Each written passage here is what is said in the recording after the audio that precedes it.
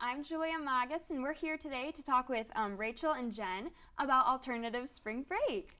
So welcome, guys. Thanks so much for coming on the show with us. Yes, thank you for having us. No problem. So tell us a little bit about what it means to be a part of alternative spring break.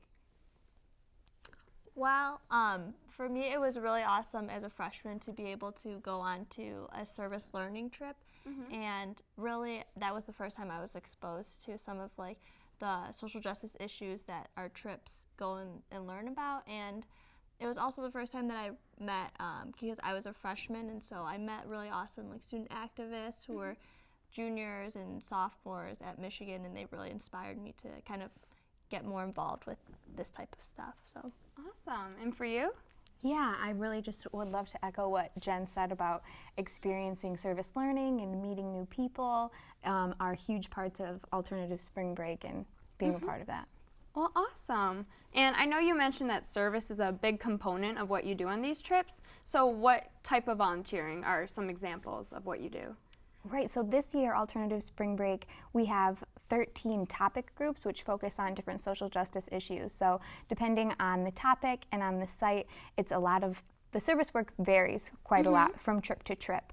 So for example, one of the trips I went on my freshman year was an animal welfare trip. So we primarily worked with animals and helping care for them and feeding them and doing their cages, but I know Jen went on some other trips that had different types of service. Yeah, so my freshman year I went on a civil rights trip, and so a lot of that though is we went into like the local school districts, and so we were working with like students that were in preschool all the way until maybe like middle school age, and we were just kind of we went into the classrooms and worked with them and their teachers too. So wonderful. And do most people who are involved with ASB go on trips that kind of like align with their majors or what they're studying in school, or do they kind of do just whatever interests them? Yeah, so it kind of depends. It just depends on what their interest is, and also like which topics we have 13 different topics, and so we let applicants kind of choose their top 5, and then we kind of try to place them within like their interest. But so I'm a social science major, but I went on an HIV/AIDS trip last year, so it was just very different than what I'm majoring in. We really encourage students to try things out of their comfort zone or something they might not know a lot about, because it's a great opportunity to get exposure to different issues and things going on. Awesome. So I know you go to all over places in the U.S. What are some of the farthest places people have gone to? Yeah, so some of the farthest trips we go on are in Texas. Okay. So all of our trips are driving, you road trip, and it's a great way to get to know your group. And definitely the 24-hour trips to the different areas in Texas are our farthest ones. Gotcha. And overall, how can people get involved in ASB?